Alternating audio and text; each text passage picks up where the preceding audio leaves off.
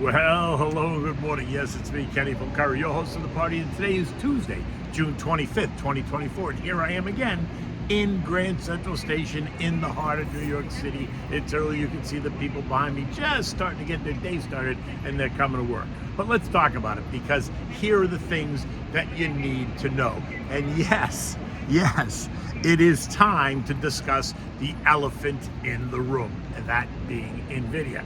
You have to ask yourself, has the story changed? No. Has the mania changed? You'd say yes, right? It's also the end of the quarter, so it's window dressing season. That plays a role. Is there a reason to panic? I say absolutely not. But then again, you have to do you. And what are we having for dinner tonight? We're having the grilled ribeye Arrabiata, which is an angry sauce, which kind of speaks to where we are at the moment. The question now is the AI story coming apart at the seams? Right? Because you have to talk about the elephant in the room, which is Nvidia. So yesterday's stock struggled, right? The Dow gained 260 points, the S&P lost 17, the Nasdaq lost 190, the Russell added 9 points, the transports gained 121, while the equal-weighted S&P added 34 points. Boeing, right? They got a couple of astronauts lost in space on their Starliner, while Nvidia is taking a long-awaited breather. The stock down 13% over the past few days, which is about $430 billion worth of value, right? Now technically in correction territory, right? Off of the very extended June 20th high of $140 a share. But don't despair. Year to date, the stock is still up 140%, which doesn't mean it can't correct further. It can. But that also doesn't mean that you jump ship, unless, of course, you just bought it last week or the thesis for the investment has changed, right? So you ask yourself, has the thesis changed? No, it hasn't for me. So if you're a long-term investor, I am, then you're going to use this weakness as a further opportunity. But again, you take your time. You don't go all in on one day. You have to be strategic. Now, Boeing, on the other hand, well, that's a very different story and a very different problem, but we can talk about that at another time.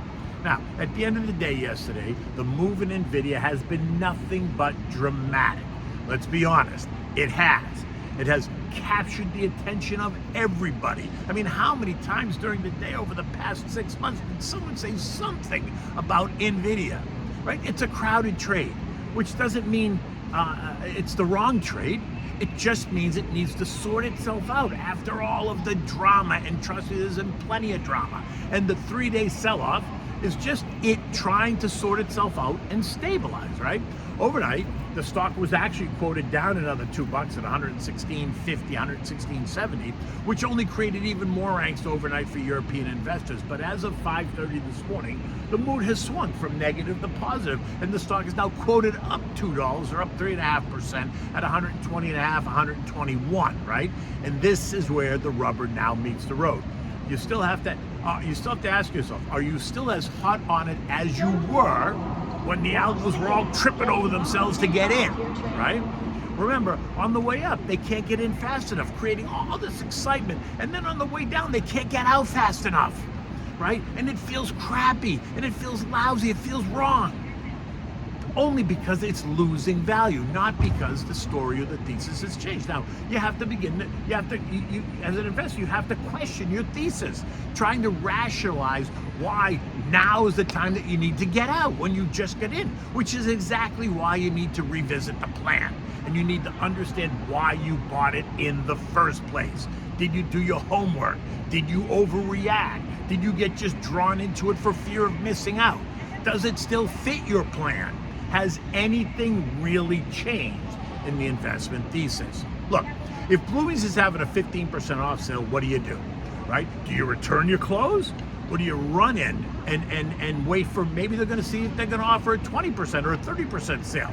Do you begin to sniff around at that favorite dress or that favorite suit that you saw in the rack to see what happened to the price? Don't you go in and say, geez, this is down 20%, I'm going to buy it. How could I leave it on the rack? I bought it on sale. What I mean is, if the AI growth story has not changed, and the role that Nvidia plays in that story has not changed, then why are you overreacting? Is there competition? Of course. Are they eating Jensen's lunch? No. Is this another Tesla story? I don't think so, but that's me. If Nvidia is now overweighted in your portfolio, then fix that. Because that's exactly what the big asset managers are doing. They are rebalancing their tech weightings. It's called risk management. If it's not overweighted, then don't stress over it. I mean, look, during the first quarter when Nvidia was screaming higher, Vanguard Group added 88 million shares to their holdings, bringing their total holdings to 2.1 billion shares. All owned, right? All while Fidelity, which owned 1.3 billion, they sold 124 million shares. So you ask yourself, why would one large asset manager be a buyer while the stock was trading higher, and another large asset manager be a seller while the stock was trading higher? I'll give you the answer. Vanguard found continued value and wanted more exposure while managing their risk, while Fidelity still finds value because they still own 1.1 billion shares, but they took some money off the table to manage their risk. So who are you? Are you Vanguard or are you Fidelity, right? If Nvidia is not overweighted in your portfolio, then don't stress over it. But if you got caught up in the mania and it's now 15 or 20% or more, then of course you don't feel good. Which is why we talk about risk management all the time. So here's the personal story.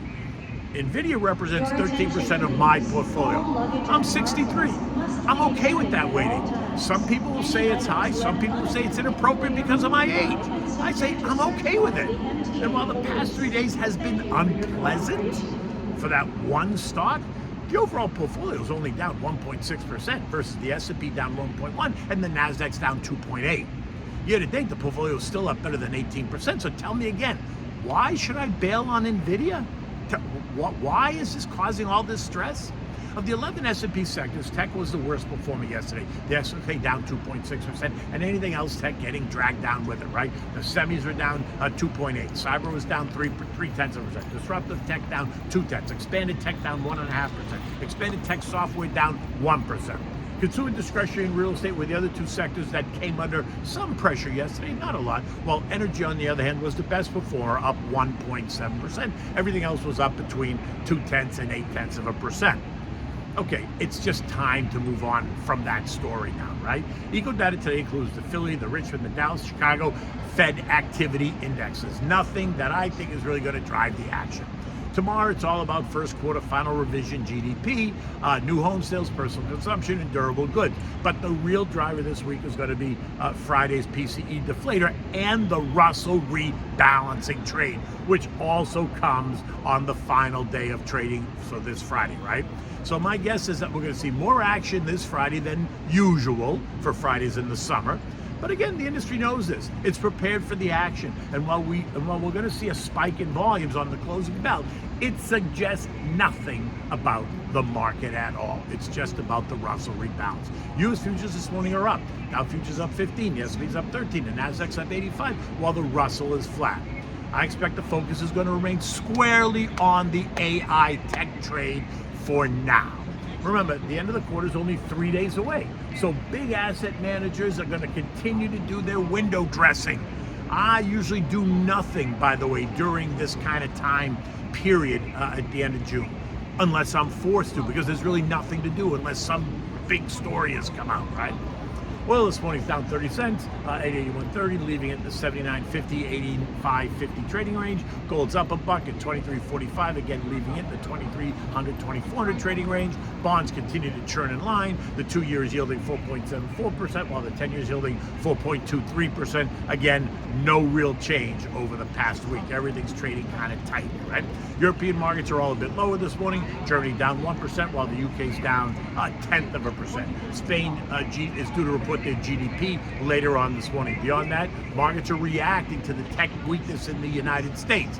But again, there's little to write home about. On the risk scale, the SPX and the Nasdaq are no longer in overbought territory, right at 67.178, 61.4788, which doesn't mean they're a screaming buy. It just means that they're no longer in overbought territory.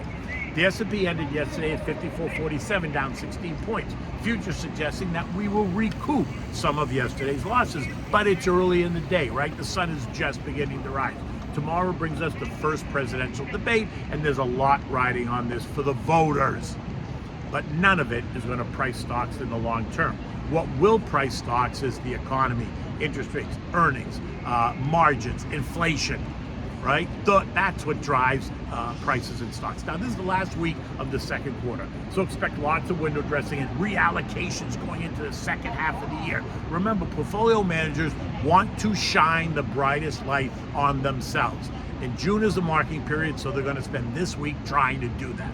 Remember, having a plan is a key to the long-term investor. Give me a call to discuss, because I'm always happy to discuss long-term planning and generational wealth planning.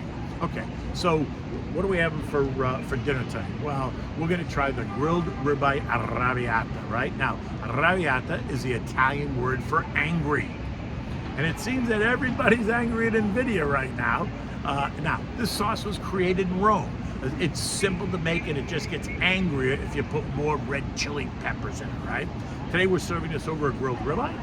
Now you can use any kind of steak you like. I just happen to like the ribeye, which is why I use the ribeye with this dish. So for this, to make the sauce, you need olive oil, onions, garlic, red wine. You need sugar. You need crushed red pepper. You need chili peppers if you want to make it really hot, hot, hot. You need lemon juice, oregano, salt, pepper, crushed tomatoes, a little bit of tomato paste, and of course chopped parsley for some color. You want to light the grill, you want to get it nice and hot, you want to season your ribeye with a little bit of salt and pepper, and then massage it with olive oil all over, and then set it aside. In a large saute pan, right, you want to put it up on medium-high, heat up the olive oil and the garlic. Saute it a bit, don't burn it, 3 minutes or so. Now add in your sliced onions and saute those until they're soft, another 5-6 minutes. You know what to do. Next, you're going to add a half a cup of red wine, half a tablespoon of sugar, fresh squeezed lemon juice, about a tablespoon. You're going to add some oregano, a bit of tomato paste, like a teaspoon, maybe a tablespoon, 28-ounce cans of kitchen-ready crushed tomatoes, not puree, just crushed. You need the crushed red pepper or the chili peppers, whatever you prefer. Bring it all to a boil, reduce it to simmer, and let it cook for 15 or 20 minutes as it kind of thickens up and it blends, right? Now, put the steak on the grill it to your liking. Medium rare is always nice for me. Remove it, slice it across the grain. Then, when you're ready to serve it, you're going to make a bed of the Arrabiata sauce on the plate, and then you're going to fan the sliced steak out on top of it. You're going to enjoy that with a mixed green salad and a nice bottle. This one demands a really nice bottle of red wine. I prefer the Brunello di Montalcino. It's a great wine to have with this dish. In any event, it's early. I got a big day today on my way down to Yahoo Finance. I'll be on at 9 o'clock on the 9 o'clock show. And then tomorrow morning, you'll find me on Mornings with Maria on Fox Business as a guest host from 6 to 9 a.m. So there probably won't be a morning video tomorrow. But catch me live with Maria on Fox Business. Until then, take good care.